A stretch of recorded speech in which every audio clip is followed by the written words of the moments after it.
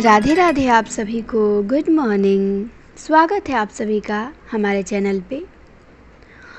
आज हम देखने वाले थे आधुनिक हिंदी साहित्य के इतिहास में उपन्यास। 7 क्लासें हमारी हो गई हैं और ये 8वीं क्लास होगी। तो इस पे हम आज है हमारा टॉपिक उपन्यास। हमने नाटक निबंध देखा था भारतेंदु युग का। ये भारतेंदु युग का उपन्यास हम लोग देख रहे हैं। ठीक, बच्चन सिंह का इतिहास ग्रंथ लिखने का तरीका अलग है बाकी सबसे। ये हर काल में उपन्यास, नाटक, निबंध ये एक जगह उपन्यास नहीं लिखे हैं। भारतेंदु युग में भारतेंदु युग का उपन्यास है, द्विवेदी युग में फिर आपको उपन्यास मिलेगा, ऐसे काल वाइज जिनमें है। ठीक, तो ये भारतेंदु युग का उपन्यास हम लोग देखेंगे। इस कालावधि में हिंदी उपन्यासों में मनुष्य के नए मानसिक विकास और अंतर्विरोधों का इतिहास समाविष्ट है। आर्थिक व्यवस्था में उलटफेर, प्रेस, समाचार पत्र, शिक्षा की व्यवस्था, नए व्यावसायिक वर्ग का उदय आदि के कारण जो मध्यम वर्ग उत्पन्न हुआ, उसकी बहुमुखी तथा नई समस्याओं को अभिव्यक्त करने के लिए नवीन साहित्यिक विधा की आवश्यकता हुई और यह विधा उपन्यास थी। इसके पूर्व की साहित्यिक विधाओं काव्य, नाटक, आख्यायिका आदि की रूपाकार काव्य रूढ़ियों से बंधे होने के कारण नए विषयों के अनुरूप नहीं थे। इन रूपाकारों में जीवन की विविधताओं को उनकी समग्रता में आकलित नहीं किया जा सकता। बहुआयामी जीवन को बांधने के लिए ऐसी विधा की जरूरत थी जो स्वयं बहुआयामी हो, अर्थात जिसमें काव्य, नाटक, आख्यायिका आदि का अंतर्भाव होने के साथ और भी कुछ हो। उसका अपना निजी छंद हो किंतु वह स्वच्छंद हो। पूर्ववर्ती विधाएं बहुत कुछ अभिजातीय रूपाकारों, परंपरा मुक्त मूल्यों, सार्वभौम सत्यों को अभिव्यक्त करती आई थी। उनमें व्यक्तित्व अनुभवों के प्रकाशन का अवकाश नहीं था। उपन्यास सामूहिक अनुभव के स्थान पे वैयक्तिक अनुभव को तरजीह देता है। व्यक्ति अपने सामयिक परिवेश में अनुभव प्राप्त करता है। उपन्यासों में व्यक्तिक अनुभव और परिवेश के विस्तृत चित्रण के लिए भूमि मिली है। फॉरेस्टर इस समसामयिकता को लाइफ बाय टाइम का नाम देकर कहता है कि इस विशेषता के कारण ही उपन्यास अन्य साहित्यिक विधाओं से अलग हो जाता है। व्यापक अर्थ में सामयिकता और साहित्य का समन्वित रूप पहले पहल इस विधा में ही मिला। दूसरे शब्दों में जीवन के यथार्थ को चित्रित करने के लिए नई विधा आविष्कृत हुई।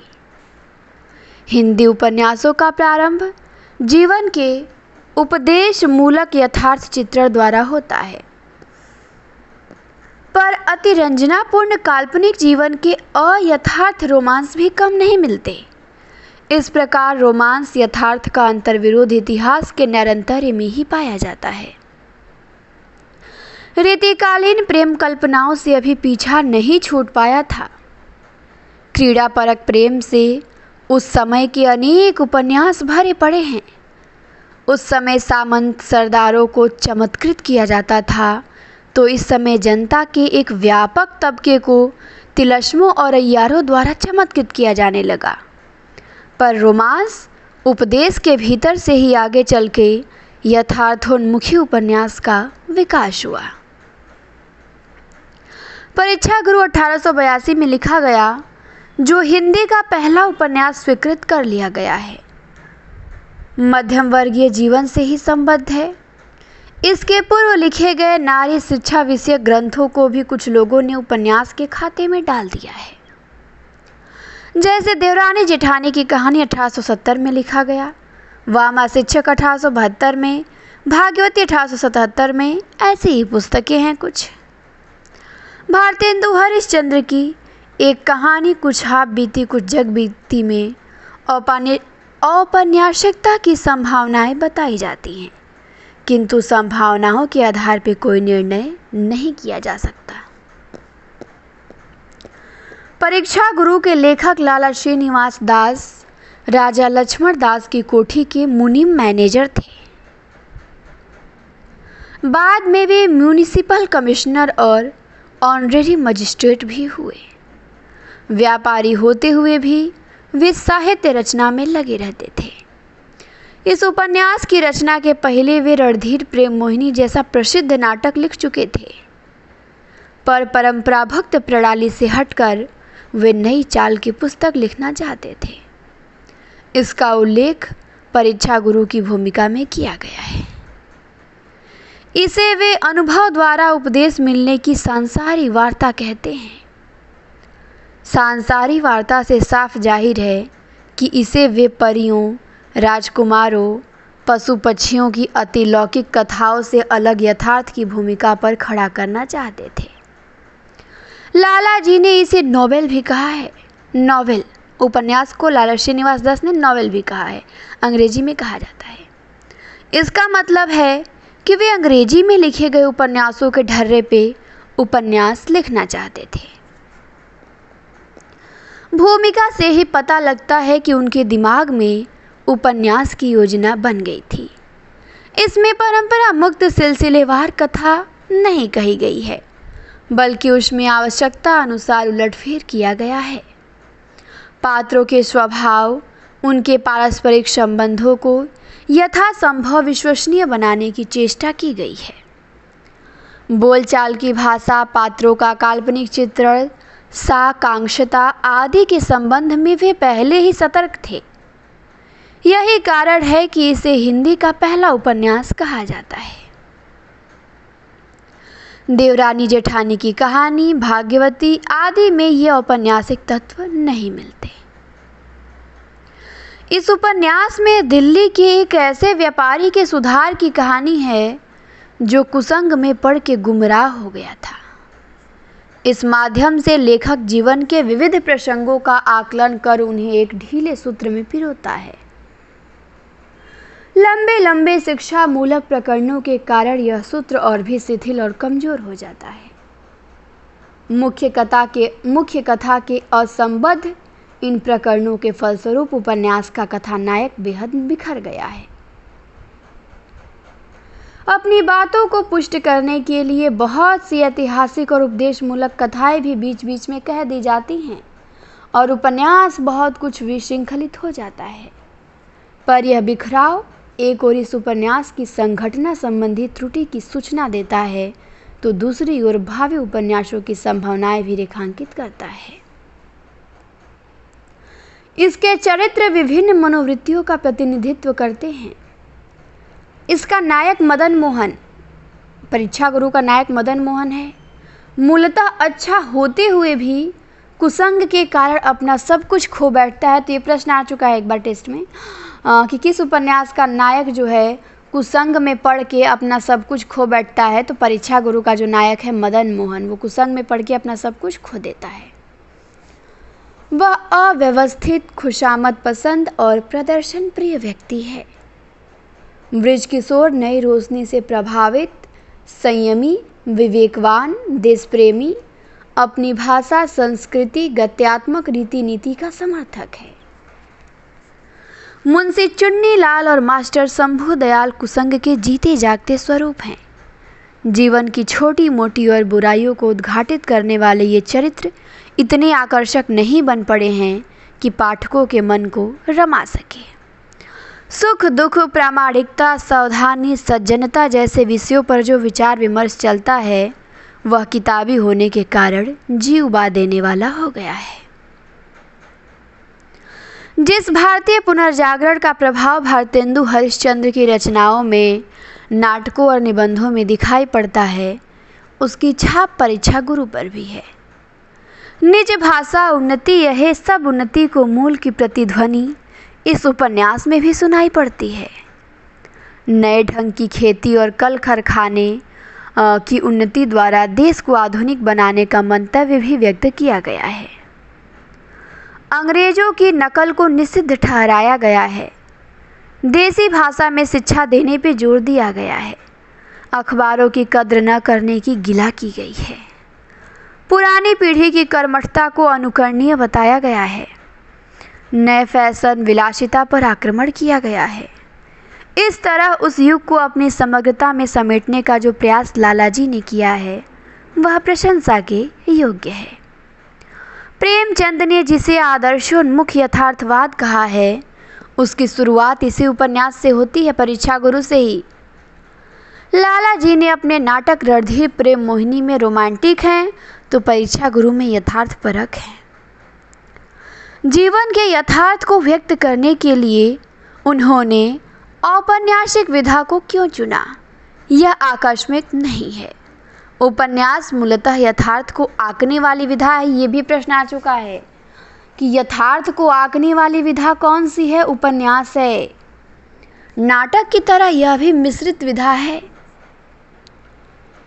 जिसमें कहानी, रेखा चित्र, निबंध, कथोपकथन, विवरण, वर्णन, नाटकीयता, काव्य सभी का समावेश होता है। यदि कथानक निर्माण में लाला जी रीति मुक्त हो पाते, जैसा कि प्रत्येक अध्याय में कोई न कोई नीतिपरक पद्य लिख के कथा को लक्षण उदाहरण का नमूना बना दिया गया है, तो यह उपन्यास अधिक महत्वपूर्ण हो जाता। बालकृष्ण भट्ट ने 2 महत्वपूर्ण उपन्यास लिखे। पहला नूतन ब्रह्मचारी 1877 में और दूसरा है 100 सुजान 1892 में। तो नूतन ब्रह्मचारी, 100 सुजान, इनके 2 उपन्यास है। ध्यान देना है, विधा पूछ सकता है।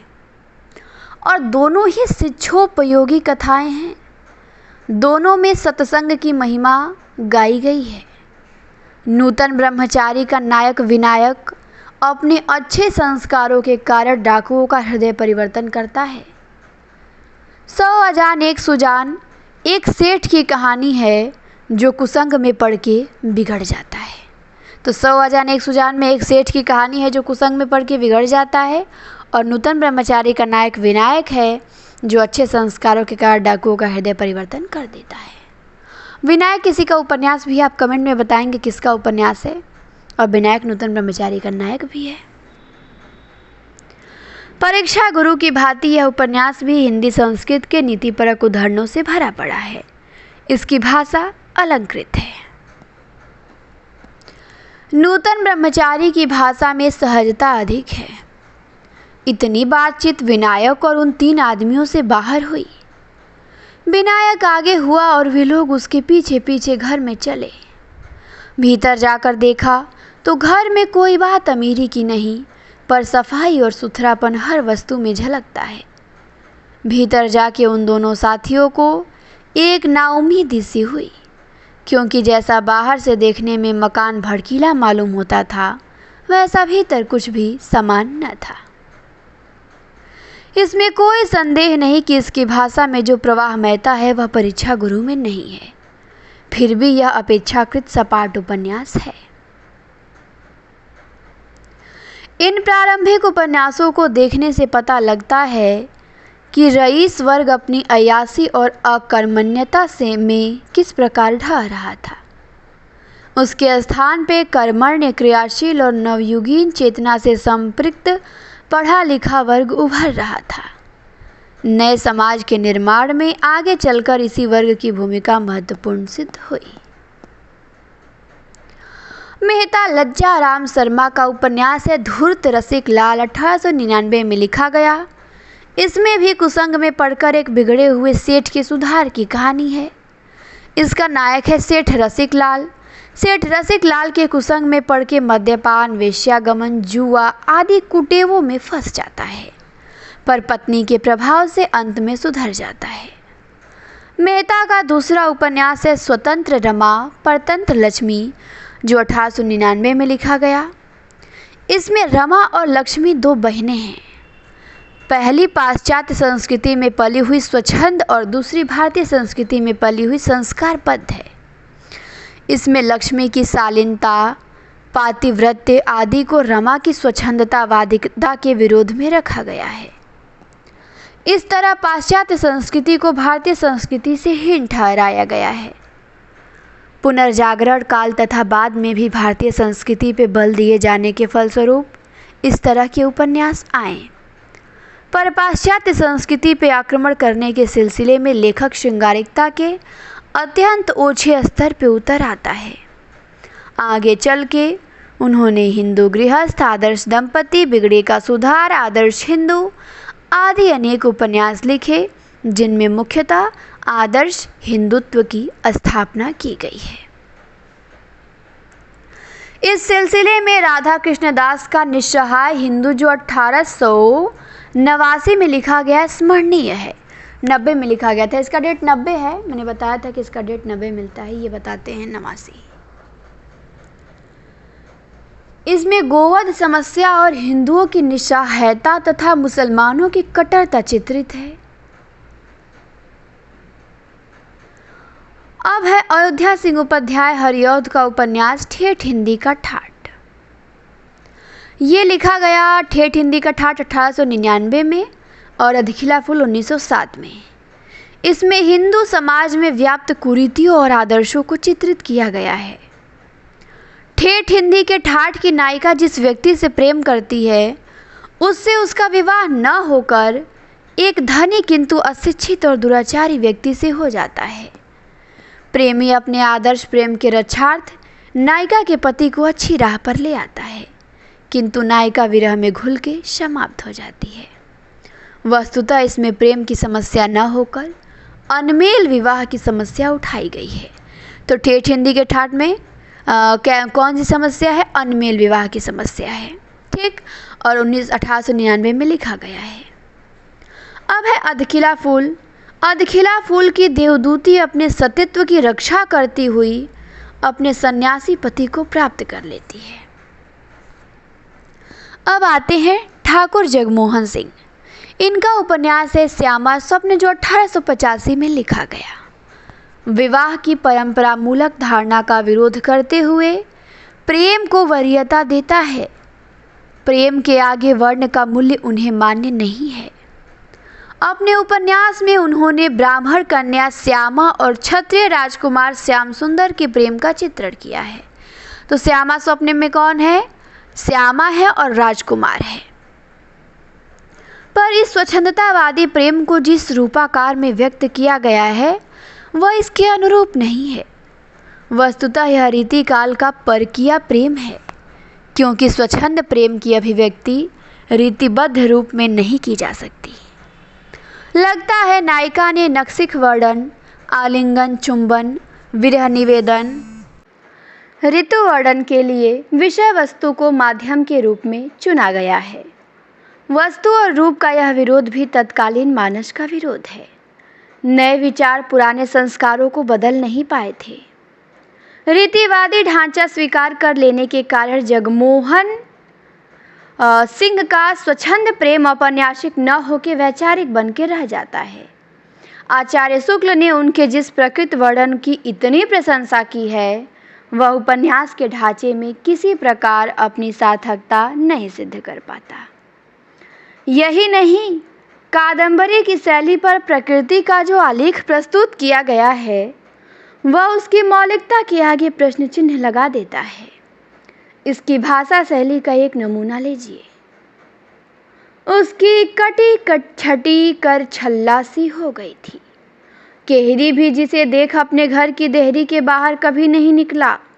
ऐसी सुकुमारी जो बाहर के भार से भी लचती थी, ऐसी पतरी जो मुट्ठी में भी आ जाती थी। कई तो उसे देख भ्रम में पड़े थे कि लंक है कि नहीं, या केवल अंग का ही शंक है। नवजोवन नरेश के प्रवेश होते ही अंग के सिपाहियों ने बड़ी लूटपाट मचाई, पर यह न जान पड़ा कि कटी किसने लूट ली। इस तरह के वर्णनों से उपन्यास भरा पड़ा है। ये वर्णन रीतिबद्ध काव्य की कार्बन कापी हैं। वस्तु रूप का यह द्वैत सिंह जी के अपने संस्कारों और विचारों का भी द्वैत हो सकता है। दरबारी शैली में मुक्त भाव का अंट पाना संभव नहीं था। श्यामा स्वप्न के साथ अंबिका दत्त व्यास के आश्चर्य वृत्तांत, जो 1893 और ब्रजनंदन सहाय का सौंदर्योपासक, जो 1912 लिखा गया है, इसकी भी चर्चा की जाती है। श्यामा स्वप्न और आश्चर्य वृत्तांत में केवल इतना ही साम्य है कि दोनों स्वप्न कथाएं हैं। आश्चर्य वृत्तांत में एक व्यक्ति गया से काशी होते हुए चित्रकूट तक भ्रमण करता है।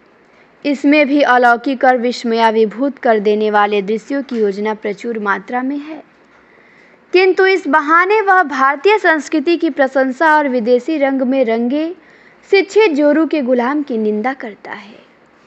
इसका गद्य किंचित भावी संभावनाएं लिए हुए है। सौंदर्योपासक इस कालावधि में लिखा गया अकेला रोमांटिक उपन्यास है। उसकी सौंदर्योपासना में विवाह की समस्या नहीं है।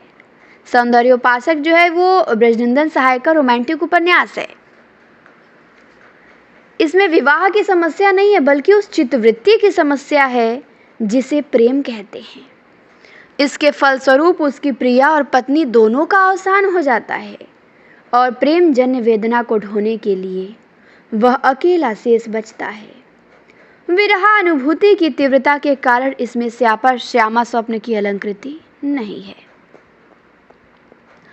सन 1891 ईस्वी में चंद्रकांता के प्रकाशन के साथ देवकीनंदन खत्री, जिनका जन्म 1861 में हुआ था, निधन 1913 में, देवकीनंदन खत्री तिलस्म का जो करिश्मा लेके आए, उससे हिंदी उपन्यास के क्षेत्र में धूम मच गई। बहुत से लोगों ने चंद्रकांता पढ़ने के लिए हिंदी सीखा। पूछा जाता है कि इस उपन्यास को पढ़ने के लिए लोगों ने हिंदी सीखा, तो चंद्रकांता को पढ़ने के लिए खत्री जी ने अपने समय के अर्ध शिक्षित जनमानस को पहचाना और उनके मनोरंजनार्थ उपन्यास लिखे। उपदेश से परे शुद्ध मनोरंजन की चमत्कार पूर्ण सामग्री का पाठकों ने अपूर्व स्वागत किया।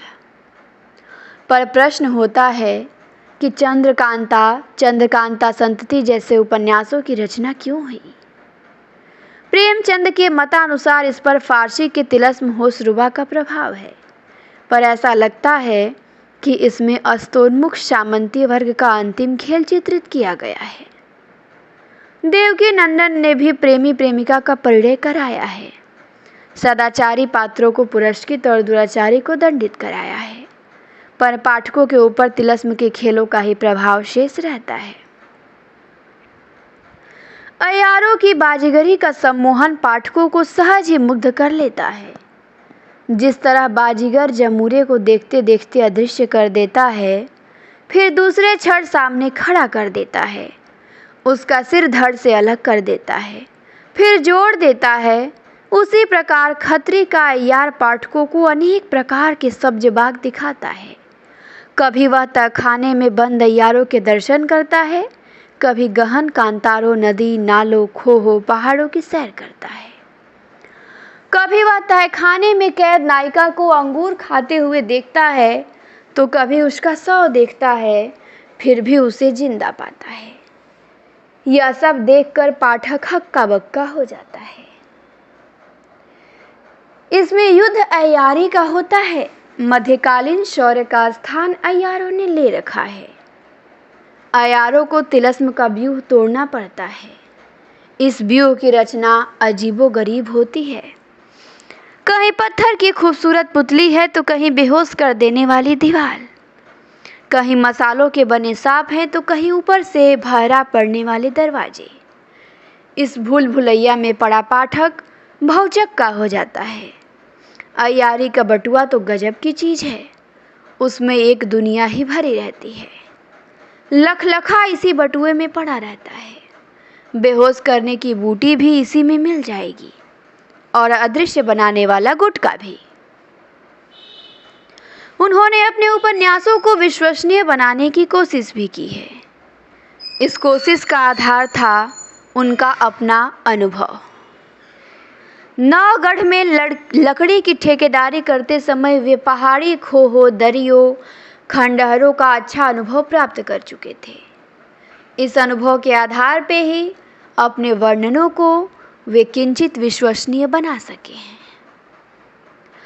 मध्यकाल में सुंदरियों को प्राप्त करने के लिए राजपूतों में पारस्परिक युद्ध हुआ करता था। तिलस्मी उपन्यासों में भी राजकुमार सुंदरी राजकुमारियों को प्राप्त करने का प्रयास करते हैं और सफल भी होते हैं। फर्क इतना है कि मध्यकालीन राजपूत राजे स्वयं लड़ते थे, पर इन उपन्यासों के राजकुमारों की लड़ैया अय्यार लड़ते हैं। अय्यार वीर, उदार, स्वामी भक्त और नैतिक आचारों से युक्त होते हैं। तिलस्मों की इस दुनिया में घटनाओं का अद्भुत वैचित्र्य और श्रृंखला होती है। इनमें चरित्र नहीं, व्यक्तित्व होते हैं। जिन्हें कोई भी नाम दिया जा सकता है। इसलिए एक पात्र को दूसरे पात्र से अलगाना कठिन है। इनमें जो भी क्रियाकलाप घटित होते हैं वे जीवन की वास्तविकताओं से अछूते और काल्पनिक होते हैं। घटनाओं के दूर तक फैले जटाजूट को समेट लेना भी बाजीगरी से कम नहीं है। इन तिलस्मी उपन्यासों का अपना महत्व चाहे जो हो, पर हिंदी उपन्यासों की परंपरा में न तो इनसे कुछ जुड़ता है और न कुछ घटता है। दुर्गा प्रसाद खत्री तथा अन्य कई लोगों ने इस परंपरा को आगे बढ़ाने का प्रयास किया, किंतु केवल वायवीय कुतूहल को कब तक कायम रखा जा सकता है। खत्री के उपन्यासों की लोकप्रियता गोपाल राम गहमरी नए किस्म के उपन्यास, जासूसी उपन्यास लेके हिंदी के क्षेत्र में विकसित हुए। यद्यपि जासूसी उपन्यासों में तिलस्मी उपन्यासों की तरह बेपर उड़ने की गुंजाइश नहीं है, फिर भी इन्हें तिलस्मी अय्यारी से सर्वथा अलग नहीं किया जा सकता। सन 1898 में उन्होंने बंगला उपन्यास हिरार मूल्य शेखर धुली का हिंदी अनुवाद किया। इसे हिंदी के पाठकों ने काफ़ी पसंद किया। फिर तो उन्होंने लगभग 200 उपन्यास लिखे और अनुदित किए। अपने उपन्यासों के प्रकाशन के लिए उन्होंने एक पत्र जासूस 1900 में निकाला, जो 30 वर्षों तक प्रकाशित होता रहा। तो जासूस कब निकाला गया? 1900 में। किसने निकाला? गहमरी ने। कितने वर्षों तक प्रकाशित हुआ? 30 वर्षों तक। पर गहमरी की जासूसी मोटी किस्म की जासूसी है। प्रायः उपन्यासों का कथानक कहीं पड़ी हुई लाश को लेकर शुरू होता है और अपराधी की खोज आरंभ हो जाती है, परंतु यह तलाश इतनी बचकानी लगती है कि जासूसी का कोई महत्व ही नहीं रह जाता। जिन प्रमाणों, प्रसंगों, घटनाओं के आधार पे जासूस अपराधी की तलाश करता है वे पूर्व निर्मित होती हैं और जासूस को उनका इल्हाम हो जाता है। जाहिर है कि तलाश की यह प्रक्रिया उतनी बुद्धिजन्य नहीं है जितनी कल्पनाजन्य है। उनके जासूस भेष बदलने की कला में इतने माहिर हैं कि देवकी नंदन खत्री के अय्यारों के कान काट लेते हैं। वजीर बन बीबी का जासूस अजीबोगरीब बाजीगर है। वह भूत बन जाता है, अपराधी के सिर पे हाथ रख के उसे अंधा बना देता है। यहाँ तक कि गुप्त कोठरियाँ कम रहस्यात्मक नहीं है। खटका दबाया नहीं कि दीवाले नदारत, दूसरे खटके पे हाथ पड़ा कि नहीं दीवाले वापस। गहमरी की जासूसी उपन्यास घटना प्रधान और काल्पनिक है। घटनाओं की विलक्षणता उनका मुख्य आधार है, पर वैलक्षण्य की अतिशयता यथार्थ का अभ्यास नहीं पैदा करती। कर्नल डायल ने जटिल जीवन के बीच होने वाले अपराधों को चुना है। इसी कारण शर्लक होम्स जैसे चरित्रों की सृष्टि हो सकी है। गहमरी ने जिस समय जासूसी उपन्यास लिखना आरंभ किया उस समय यहाँ की जिंदगी, विशेष रूप से बनारस की जिंदगी, काफ़ी सरल थी, अतः उन्हें कल्पना का ही भरोसा था। कल्पना के भरोसे ऐसी कल्पना जो यथार्थ से कटु हुई हो, सपाट कथानकों और बाल बुद्धि वाले जासूसों की ही सृष्टि हो सकती है। इस काल अवधि के उपन्यासकारों में किशोरीलाल गोस्वामी, जिनका जन्म 1865 में हुआ, केंद्रवर्ती उपन्यासकार माने जाएंगे। संख्या और परिमाण में उनके उपन्यास सर्वाधिक हैं। अपने समय में प्रचलित सभी तरह के उपन्यासों की उन्होंने रचना की। सामाजिक, अय्यारी, तिलस्मी तथा जासूसी। यही नहीं, ऐतिहासिक उपन्यास लिख के उपन्यासों का एक नवीन आयाम उद्घाटित करने का श्रेय भी उन्हीं को है। इस काल के कुछ उपन्यास मुख्यतः शिक्षा मूलक हैं तो कुछ मनोरंजन मूलक, पर गोस्वामी के उपन्यासों में शिक्षा, धर्म और मनोरंजन तीनों का गठबंधन हुआ है। यद्यपि यह गठबंधन विखरावपूर्ण और शिथिल है। जिस हिंदू पुनरुत्थानवाद की शुरुआत राधा कृष्ण दास के उपन्यासों से होती है, उसकी चरम परिणति गोस्वामी जी के उपन्यासों में दिखाई पड़ी। किशोरीलाल गोस्वामी ने सन 1901 में उपन्यास मासिक पुस्तक निकालना आरंभ किया। ध्यान देना है, इस पत्रिका में केवल उन्हीं के उपन्यास प्रकाशित होते थे। उसके मुख पृष्ठ पे छपा रहता था, उपन्यासस्तु वाङ्मुखम्। आचार्य शुक्ल ने उनके छोटे बड़े 65 उपन्यासों का उल्लेख किया है। 65 में किशोरीलाल गोस्वामी का जन्म हुआ था और 65 उपन्यासों का इनका उल्लेख भी मिलता है। पर वे सबके सब उपन्यास नहीं थे। इनमें उनकी कुछ कहानियां भी सम्मिलित हैं। कुछ उपन्यास बंगला से अनुदित हैं। सन 1889 में वे कलकत्ता के रद्दी खाने से बहुत सी बंगला पुस्तकें खरीद लाए थे और उनका अच्छा खासा उपयोग किया। सन 1887 में उन्होंने प्रणयिनी परिणय लिखा, किंतु यह उपन्यास न होकर कहानी है। वस्तुतः इसी को हिंदी की पहली कहानी माननी चाहिए। 1888 में त्रिवेणी उपन्यास प्रकाशित हुआ। त्रिवेणी उपन्यास ध्यान देना है किसका है, तो त्रिवेणी उपन्यास किशोरीलाल गोस्वामी का है, जो 1890 ईस्वी में बिहार बंधु में छपा था। त्रिवेणी उपन्यास किशोरीलाल गोस्वामी का है, किसमें छपा था, बिहार बंधु में छपा था। लिखा गया 88 में, प्रकाशित हुआ 88 में और 90 में बिहार बंधु में छपा था। फिर 1890 में हृदय हारिणी उपन्यास हिंदुस्तान दैनिक के कई अंकों में छपा। इसके बाद तो उनके उपन्यास उनके अपने ही मासिक पत्र में छपने लगे। किशोरीलाल गोस्वामी जो थे वो निम्बार्क संप्रदाय के वैष्णव थे, ये ध्यान देना है। उनके ऊपर सनातन धर्म का गहरा संस्कार था। इस संप्रदाय में मधुरोपासना का भी प्राधान्य था। वे सहृदय और रीति काव्य के प्रेमी थे। इससे स्पष्ट है कि श्रृंगार उन्हें धर्म, विरासत और प्रकृति से मिला था। अतः उनके उपन्यासों का श्रृंगार प्रधान होना स्वाभाविक था। पर उन्होंने जिस हिंदुत्व की उसके संस्कारों की प्रतिष्ठा करनी चाहिए, वे मर चुके थे। अतः अर्थ में वे प्रतिक्रियावादी ही कहे जाएंगे।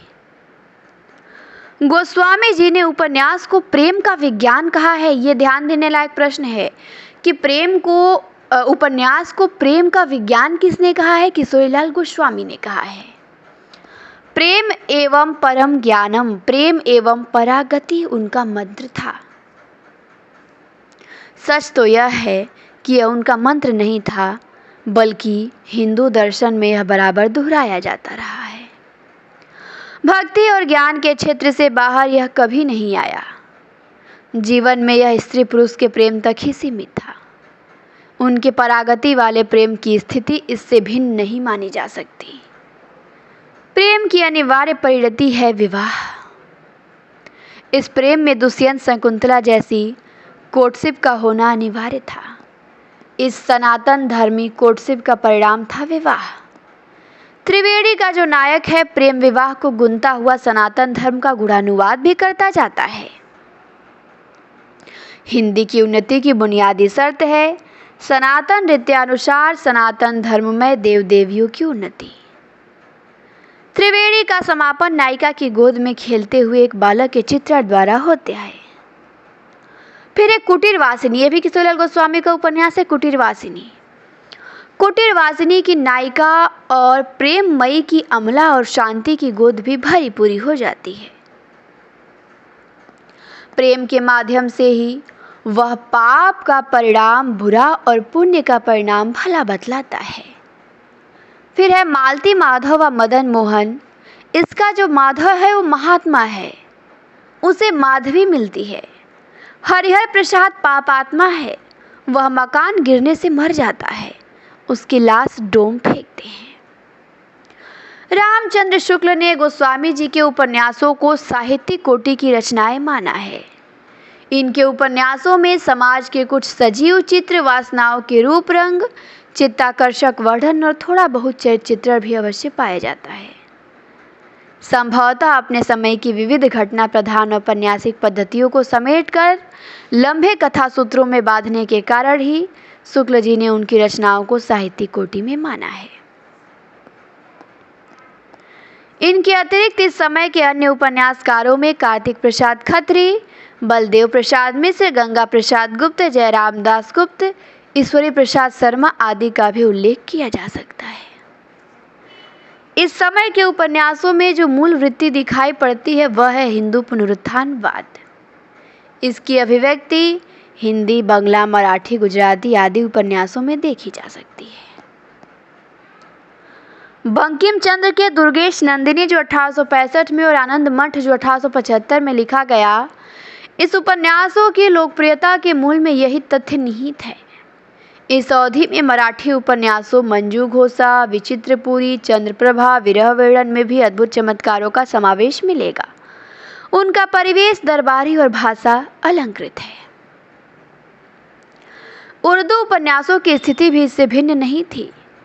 मौलाना अब्दुल हलीम सरर के संबंध में एहतेशाम हुसैन लिखते हैं, सरर के अधिकतर उपन्यास मुसलमानों के प्राचीन जीवन से संबंध रखते हैं, जिनमें मुसलमानों की वीरता, उदारता और धार्मिक दृढ़ता के चित्रों को प्रचार की दृष्टि से प्रस्तुत किया गया है। इस प्रकार उनकी दृष्टि में संकीर्णता झलकती है। सरर के अधिकांश उपन्यास एक ही रंग के और एक ही शैली में लिखे हुए मिलते हैं। कभी कभी तो ऐसा जान पड़ता है कि यदि एक उपन्यास के पात्र दूसरे में रख दिए जाए तो कोई बड़ा अंतर न होगा। नव युवक और अनुभव रहित रोमानी स्वभाव रखने वालों के लिए उनके हल्के फुल्के उपन्यासों में आनंद का बड़ा सामान मिल सकता है, परंतु उपन्यास को जीवन के मूल आदर्शों और जीवन के बड़े संघर्षों का चित्रण करने वाला साहित्यिक रूप मानने वालों को उनके यहाँ बहुत कमी मिलेगी। उनके प्लॉट ढीले, उनके पात्र सपाट और उनका उद्देश्य साधारण होता है। उनके उपन्यासों के शीर्षक भी हिंदी उपन्यासों से मिलते जुलते हैं। हुस्न का डाकू, मंसूर मोहना, जवाले बगदाद आदि। इन 3 दशक के उपन्यासों में रोमांस और सुधारवादी यथार्थ का मिला जुला रूप दिखाई देगा। रोमांस का उद्देश्य मनोरंजन था तो सुधार का उद्देश्य अपनी रीति, नीति, आचार, विचार और संस्कारों का संरक्षण। रोमांस मध्ययुगीन प्रवृत्ति से बोझिल था तो सुधारवादी यथार्थ रूढ़िवादी संस्कारों से।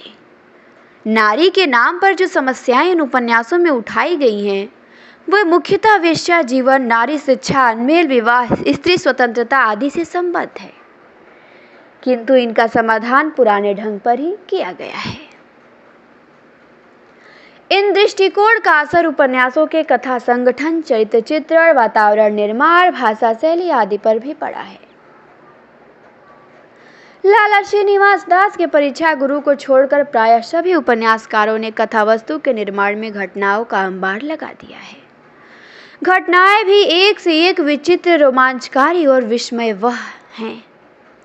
चरित्र वर्गों में बटे हैं, अच्छे और बुरे। उनके कार्यों का परिणाम भी नियत है, अच्छे का अच्छा, बुरे का बुरा। इसलिए बीच बीच में उपदेशात्मक श्लोक, छंद, कथा, आख्यायिका आदि तो डाल दिया गया। ये छंद चरित्रों की वर्गगत विशेषताओं को ही पुष्ट करते हैं। यद्यपि भारतेंदु और उनकी मंडली ने भाषा को एक सीमा तक अभिव्यक्ति योग्य बनाया, पर अभी वह कथा कहने के योग्य नहीं बन पाई थी। उपदेशों को रुक्षता, रोमांसों की ऊहात्मकता, सस्ते मनोरंजनों के चुटकीलेपन के केंचुल को छोड़कर अभी वह अपेक्षित सामर्थ्य नहीं प्राप्त कर सकी थी। तो इस क्लास में हमने उपन्यास को समाप्त कर दिया। भारतेंदु युग का जो उपन्यास है, अब आता है कहानी। तो कहानी को हम लोग देखेंगे अगली क्लास से, और 1-2 क्लासें होंगी। मुझे लगता है भारतेंदु युग समाप्त हो जाएगा 1-2 क्लासें में। ठीक, तो अब हम देखेंगे कहानी। अगली क्लास में हम देखेंगे कहानी। इस क्लास में इतना ही। बहुत अच्छी अच्छी चीज़ें हमने देखा, जैसे उपन्यास को प्रेम का विज्ञान किशोरीलाल गोस्वामी ने कहा है, उनकी पत्रिका देखा, गहमरी की पत्रिका, जासूस देखा, उपन्यास मासिक किशोरीलाल गोस्वामी का देखा, सबके उपन्यास देखे। तो बहुत अच्छे अच्छे हमें इम्पॉर्टेंट प्रश्न मिले हैं यहाँ से। तो उम्मीद करते हैं ये क्लास आपको अच्छी लगी होगी। अगले क्लास में हम देखेंगे कहानी। क्लास अच्छी लगे तो लाइक शेयर कमेंट जरूर करें। क्लास देखने के लिए आप सभी को बहुत बहुत धन्यवाद।